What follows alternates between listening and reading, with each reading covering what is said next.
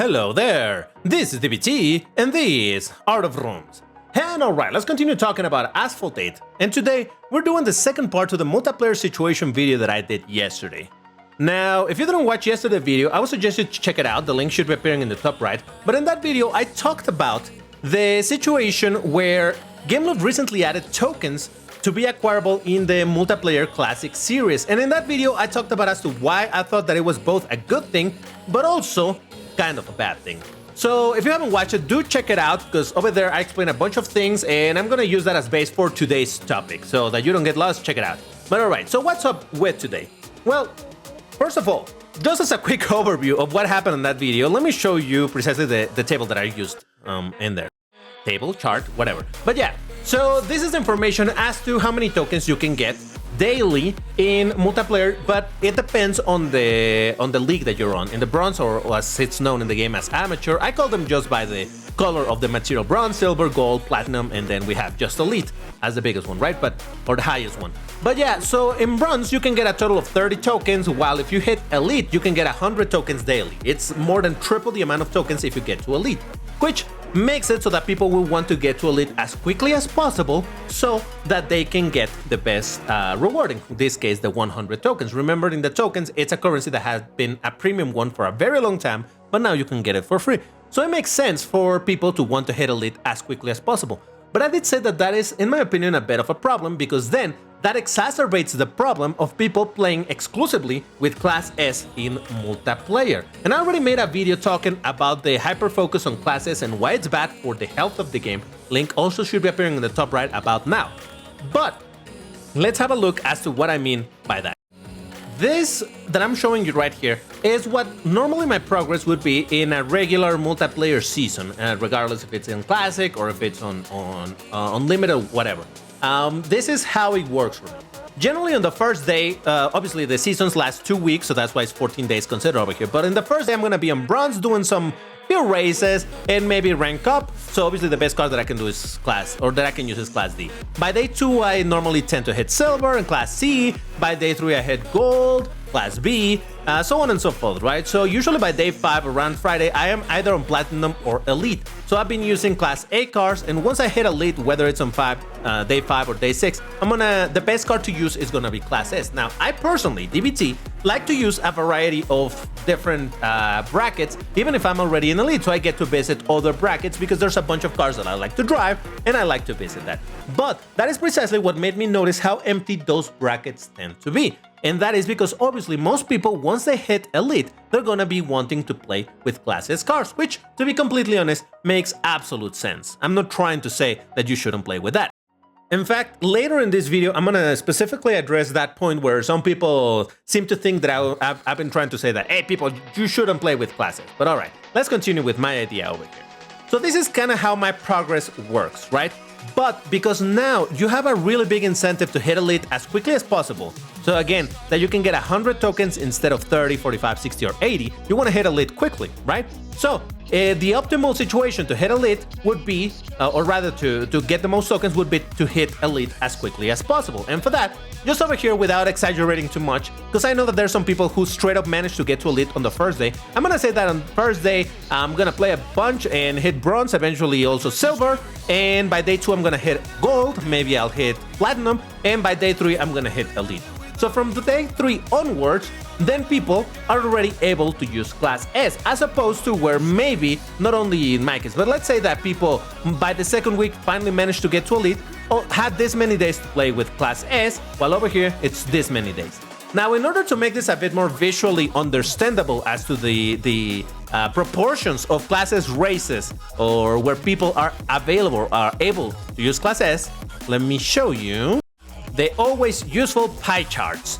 So over here in my specific case, again, where after 5 days I hit elite, then you can see that from there onwards, Class S, in theory, or the best card to use, becomes Class S for 64% of the time. So almost two-thirds of the entire season, I'm already very much interested, or should be interested, on using Class S, or at least I'm able to do, and which is what a lot of people are gonna do.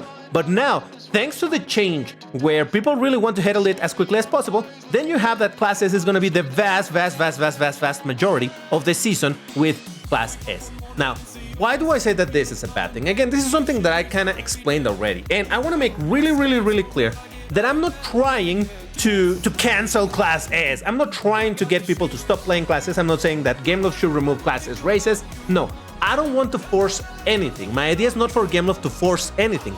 My idea is to provide options or reasons for people to want to play something different if they want. Big emphasis on if they want.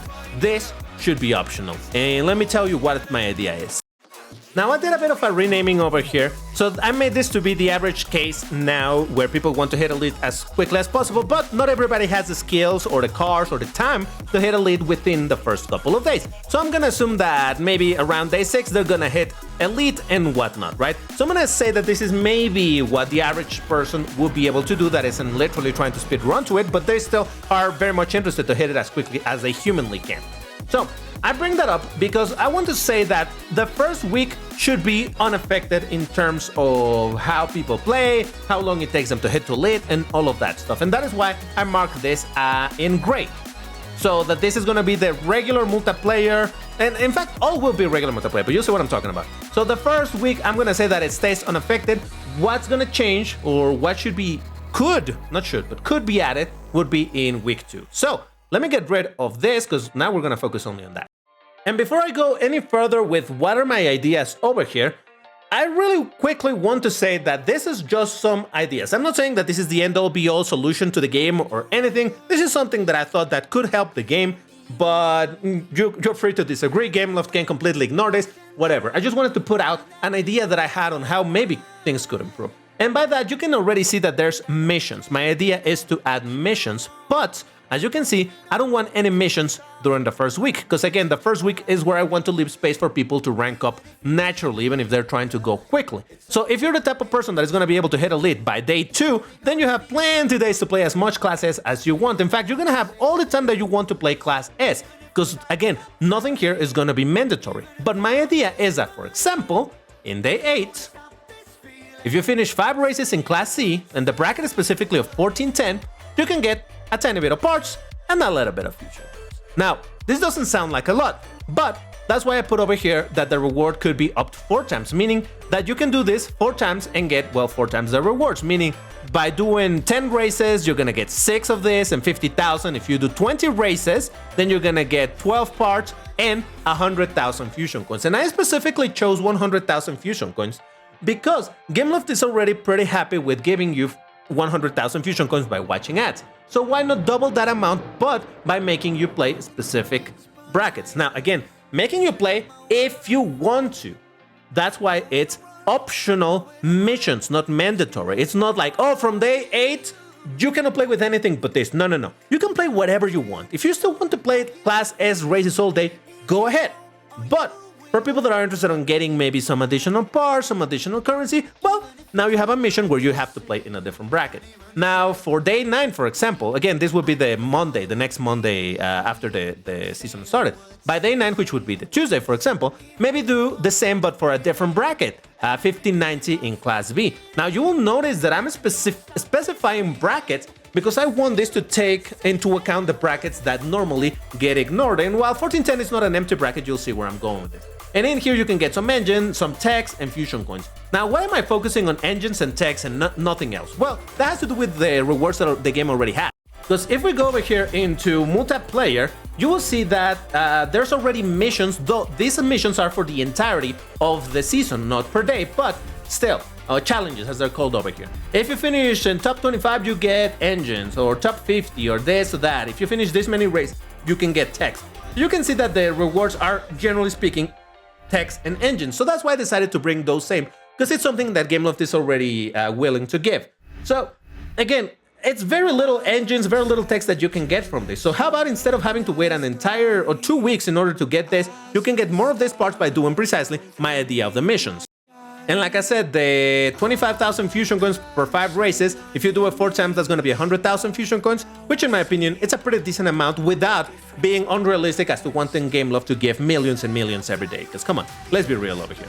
Now for day 10, for example, let's do the same but with class A. And obviously this is going to be parts for class A and the same amount of fusion coins. This is not going to change. So that basically, no matter the class, you're still going to get the same amount of fusion coins. And the idea of this is precisely so that, because if I make this to be double, then people are going to be like, then I'm not going to care about this too. I'd rather do this one that is going to give me double. So in half the races, instead of having to do 20 races here and 20 races here, in 20 races here, I get already, in 10 races, whatever. I can get much more or the same with less races. That's why I'm putting the same amount.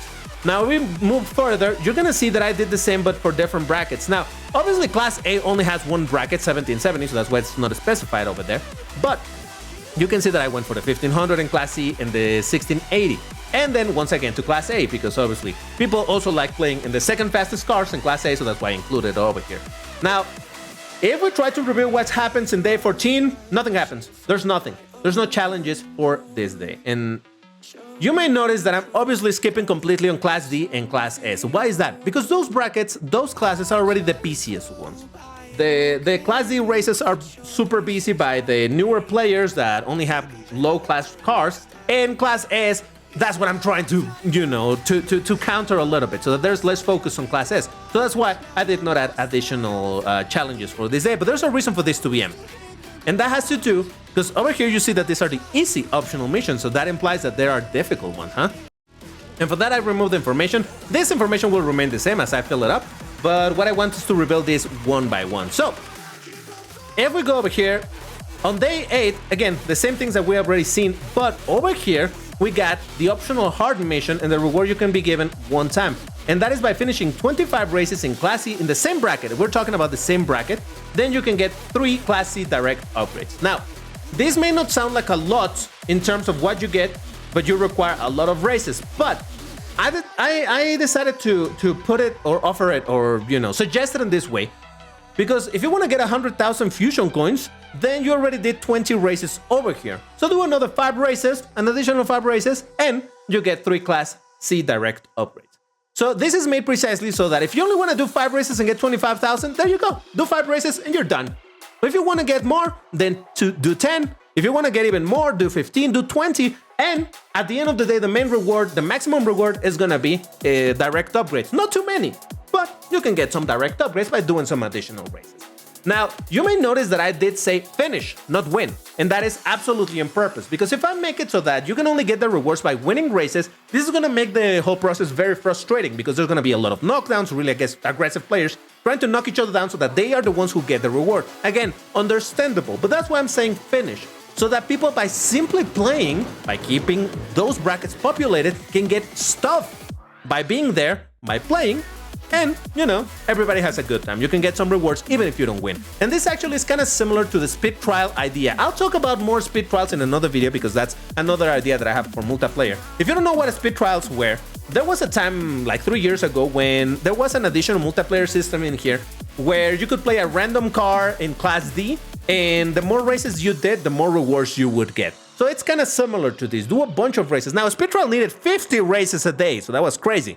Over here is half that. But it's the same idea. You can play a bunch, you can get stuff for playing a bunch, which is good for the player to get rewards, get resources, and it's good for the game because now, this day, this bracket is gonna be populated. Again, all of this is optional. If you're a player that only likes Class S cars, you don't need to go here. You probably don't even care about upgrading cars of Class C, so who cares? Don't do it. Just keep on playing Class S and it'll be perfectly fine. Nobody's being forced to do anything, but now there's reason why you may want to play in a different bracket. And if we reveal the next one, again, same situation that I already shown you, but over here the change is getting Class B direct upgrades and Class A. Now you can see that this is decreasing from 3 to 2 to 1. The reason for that is obviously the lower the class of car, the more 𝐵𝐄𝐄𝐄 is willing to give you stuff for the car. So obviously you know that they even give away free cars of Class C easily because it's not a big deal, but the higher the class, 𝐵𝐄𝐄𝐄 is a bit more stingy. So I'm trying to do this in a way that it's balanced for 𝐵𝐄𝐄𝐄's economy of the game, but also for players to still get something. So if we reveal the other ones, we're gonna get the same, right? Same idea. Finish this many races in Class C in this bracket and you can get the direct upgrades, so on and so forth. Now, you remember that I said that this was empty. Well, not in here for the optional hard mission. And this has to do with one criticism that someone gave me in some other video where I talk about the hyper focus on Class S that I hadn't considered, and they're 100% right, so I'm trying to include that. People told me, well, if I'm already in Elite over here, let's forget about this whole thing, right? But let's say I'm already in Elite over here, and as you, DBT, say, what if I want to go play in Class C and I go into the bracket of 14-10? If I go over there and I lose 2 players over there, I'm going to lose a lot of rating, a lot of ranking in my league. So I really don't want that. I don't want to lose that much. Okay, you know what? I completely understand that. And that's why for day 14, I left it to only have an optional hard mission, where if you finish 25 races in Class S, you get 3 direct upgrades of Class S. And the idea behind that is precisely so that on the very last day, if you worried, or if you were doing all of this and you still lost some rating and all of that, day 14, the very last day of the season, you can just enjoy and do as much classes as you want. And not only that, you can enjoy your best cars and you can get some direct upgrades because, well, you know, there is a reward for you. If you really want, well, there you go. You can get some direct upgrades. It's not that you need to do all of this in order to get here. All of this is completely independent. That's why I wanted to make a lot of emphasis on this idea being optional. All of this being optional. You're not forced to do anything. You can just ignore this whole thing completely and play as usual and continue playing with classes from day 3 all the way to day 14. It's not gonna affect you. You're not gonna lose on anything. But if you choose to do the missions, then guess what? You can get additional stuff. You're not being affected in a negative way. The only thing here is that you can get affected positively if you do this. And that's what I meant by saying that this is incentive. It's not a punishment. Oh, you play only on Class S, here's your punishment. You're gonna lose fusion coins. No. But if you want to play along, play ball with everyone else, there you go. You get some additional stuff. So how about that? You're not gonna lose on anything. You're not losing stuff.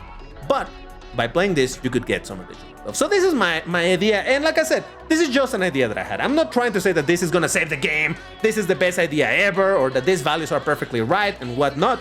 So if you have some suggestions, let me know. Because like I said, there's things that I won't consider myself that it will, you know, I will forget about and all of that. I understand that. So if you think that this could be adjusted in some way, then sure, let me know in the comments respectfully, but also please keep it sane. Don't start suggesting like, oh, it shouldn't be 225,000, it should be 250,000, and this should be 20 direct upgrades, and this should be an ultimate upgrade. I know that everybody wants a lot of things, but let's be real, 𝐵𝐄𝐀𝐓 is never gonna do something like that. What I'm proposing here is something that I think it's a good balance between what 𝐵𝐄𝐀𝐓 would be willing to do and what players could get, and still get a relatively decent reward for populating some of these brackets that normally people wouldn't pay attention. Now, the last thing I wanted to say about this is that I specifically put the challenges on the second week, because during the first week, listen, one could think like, okay, so I'm not gonna play the first week at all because there's no rewards over here. I'm gonna wait until the second week, and then I'll do these races and rank up at the same time, so I don't waste time during this entire week. I hear you. I see why that could be a way of thinking, but remember that now there's tokens on every day. So you want to play the first week for tokens and rank up, perfectly fine. And then on the second week, you know what? Here's a bunch of unlocked challenges so that you can get some additional resources. And at the same time, I wanted these challenges to be per day. This is not a challenge that is going to last for the rest of the week. No, it's going to be a challenge for this specific day. So you have one day to get all of this done. One full day to do it. And while some people might think like, oh my god, but what if I want to play 14-10 on day 12 rather than day 8? Well, you still could, you're just not gonna get rewards. But the idea is that, you know, like, oh, and by the way, it doesn't need to be this specific days. It could be maybe this is gonna be this or the brackets could be moved, whatever. But my point is that in day whatever, the objective, the challenges, or the missions are gonna be for this whatever particular bracket. So this is the day where I do this, let's do it. And I think that could help people to want to play in these brackets. and maybe you don't have a car in this bracket, well, now you have a reason to get one and upgrade it, and you can get further rewards by doing that. And at the same time, what that's gonna make is that people is like, oh, I've never cared for 1590, so I never wanted to get a car over there. Oh, but now there's some rewards. Oh, you know what? Maybe I'll get that Lamborghini Gallardo that I've been eyeing for a long time. Yeah, I'll get it. It's on that bracket and I'll upgrade it. It will incentivize people to get into some of these cars that maybe they never really wanted to invest on, but now there's a reason for you to upgrade them, to participate in these challenges if you want, and get some rewards from that. So that is my idea. Again, let me know in the comments what you think. And speaking about comments, one of the main criticisms, not the main, but one of the criticisms that I've seen is like, hey, DBT, so why are you focusing so much on not playing Class S or driving focus away from Class S? Why, you don't want people to play Class S? There's already 2 full multiplayer seasons right now that are all about Class S. Unlimited season and Master season. And all you see over there is Class S. We have already plenty of place for Class S. And like I said, this whole idea is that you can still play Class S if you want. But the idea is to bring options so that people may want to play something different. But now we're gonna go into a little bit of a rant because, oh boy. And while the first part of this video that you just watched was precisely to present to you the players and maybe even to game of the day ever watch, some ideas as to how multiplayer the classic season could be improved in order... Oh, wait a second, this is not the video that I wanted to show. This is actually... hold on. Sorry, it's just that I had a video playing on the background because this is pre-recorded obviously just to show some races while we're talking over here. But yeah, so that there was something to watch, but I opened the wrong file. Anyway, so while this part of the video was about presenting you and maybe Game of the Day watch some ideas as to how maybe multiplayer could be improved, or, you know, just give some options for players to want to play something else. This next part is more of a rant towards some of the criticisms that I saw on the previous video. And that's not to say that I'm not receptive to criticism. Like I said, some people have said some things that I'm like, oh, you know what, I never thought about that. Like the whole thing of losing rating in multiplayer if you play in lower brackets. But where I'm going over here is that I saw people complaining that that tokens are useless, and that just seems, oh, it makes me scratch my head so hard. Tokens are not useless. Tokens still have a use, maybe not as big as they did before vouchers were added, but they still have a place. You can buy liveries with tokens. You can use tokens to skip stages in special events. How is that not a big deal? That was super useful, for example, for me to and a bunch of people to unlock the Godzilla by just spending some amount of tokens, 1,000 tokens. And I don't imagine that other special events are going to be that cheap to skip, but still, there's a use for them. And not only that, people have also complained about, well, you know, it takes 200 days to 200 days of playing daily to get enough tokens to buy at the Bell 16 because it's 20,000. Yeah, it's very expensive. But in the other hand, we have something like a Savage Rival in Class A. We also have things like the McLaren P1, for example, fan favorite car for tokens, and it's very expensive. Don't get me wrong, it's still expensive. What I'm trying to show here, there's a lot of cars that you can buy with tokens. Now tell me again that tokens are useless. They're not useless. It's just that if people focus exclusively on buying something like this, the Vel 16 that costs 20,000, of course it's gonna look like a gargantuan task to get there. But being more realistic, even a classic bike of 2,500 or whatever, the prices are very varied depending on the class. Again, if people only focus on the very best, of course it's gonna be difficult to get to the very best. And that's not me saying that 200 days of grinding, it's fine to buy a Class S car. I do believe that these prices should go down a little bit or the token reward should be increased. But still, focusing only on the very best and most expensive is the wrong way at looking at things, because that's supposed to be the end goal, the end game, the best thing that you can get. And if right away you focus only on that, then really the problem is you. And I'm sorry to say that, but it's true. Again, talking about this whole thing of finding tokens useless, if you really find tokens completely useless, then you're the type of player that already has everything in the game, in which case anything will be useless. So how is that a surprise? Or if you're the player that, or maybe you're the type of player that plays with one car only all day, every day, in which case, why do you care if tokens are there in multiplayer? I just really found really weird for people to be arguing that tokens are useless. For example, let's say that I'm someone like Águila Negra, the YouTuber. That's how you pronounce it, by the way. It's not Aguila, it's Águila Negra. But let's say that I'm like him and I have every single car. By the way, shoutouts to that dude. The perseverance in the game to get every single car and upgrade them. But let's say that I'm like him and I have every single car. Then, of course, fusion coins are going to look completely useless to me. Because if I have everything and I have it upgraded, then it's useless to me. Does that mean it's useless for everybody? No, it's useless for me because I'm in a very specific position. And it's the same thing where people in another video told me, oh, direct upgrades are useless because we have hundreds of them. What? I mean, DBT, me, I do have hundreds of them because I've been, saving them and whatnot, but I am just me. I'm probably within the 0.5% of players that have ridiculous amount of direct upgrades because I've been getting a lot of them through whaling in the game and whatnot. But this is a very, very, very unique position. People saying things like that, tokens are useless, direct upgrades are useless, this is useless, that is useless. Someone even said that ultimate upgrades were useless. It's like, what are you talking about? That may be for you because you have everything. That's fine. I'm not criticizing you for it. What I'm criticizing is that you have such a small point of view that you think that your specific case is the case of everybody. I can't understand that. So that does annoy me. That's why I said that I was going to go into a little bit of a rant. But anyway. Now, like I mentioned earlier, there were some people saying that there's nothing bad with wanting to play only with Class S. I agree 100%. There's nothing wrong with wanting to play with Class S. Because at the end of the day, you've earned your high performance card. But I'm not trying to attack players' choices. People go where the goodies are at. I do it, you do it, everybody does it. It makes sense. If I took so long to get my car, either it was money or time or whatever, I got my Class S car and I upgraded it with sweat and tears and whatnot, it's fine and I want to use it. I completely understand that. That's why this video was focused in proposing an idea of how 𝐆𝐑𝐄𝐓 can incentivize people to play other classes too. Not to ban Class S or anything like that. It's not about prohibiting Class S races. It's about giving players reasons to want to play something else, other classes, other brackets to keep them populated. People go where people are, and if there's no reason to play lower brackets after hitting Elite, then we have empty brackets where it gets very difficult to find races, and suddenly, well, you're in an empty lobby, then you quit it, and guess what? The 1 and 2 players that wanted to play in that lobby got tired of waiting because there's no more people, so now instead of 2 players, there's 0 players. You see where I'm going? That's why my whole point over here was to provide an idea as to how maybe 𝐆𝐑𝐄𝐓 could get people to want to play, if they want, in a different bracket by giving them goodies by doing so. But again, if people just want to play with Class S, that's perfectly fine. I'm not trying to say, hey, you shouldn't play with Class S. You can play whatever you want. That's the point.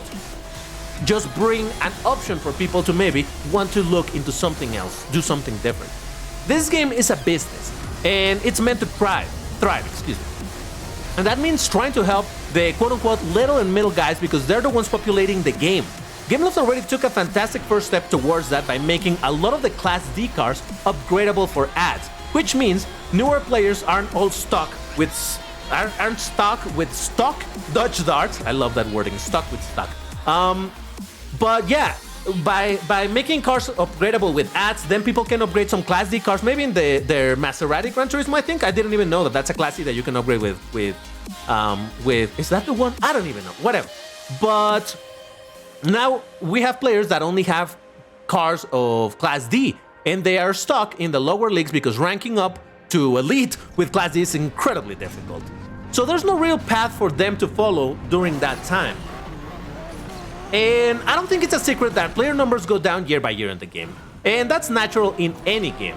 I think the key is to make the experience for the mid-progress player more enjoyable, to keep them hooked and wanting to return. And how do you do that? Well, now you also, if my plan works, if this idea that I have happens to work, then you have a bunch of people playing in different brackets, and now it's not empty brackets, and more players bring more players, more variety. You know that I've always been about variety.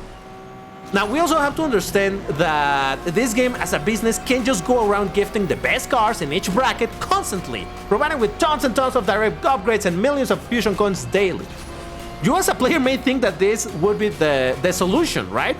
Everyone gets great stuff easily, everyone should be happy, but if you believe that honestly, you don't really know how that works in terms of the player's mentality, the human mentality in general, because it's not only about games, it's about anything.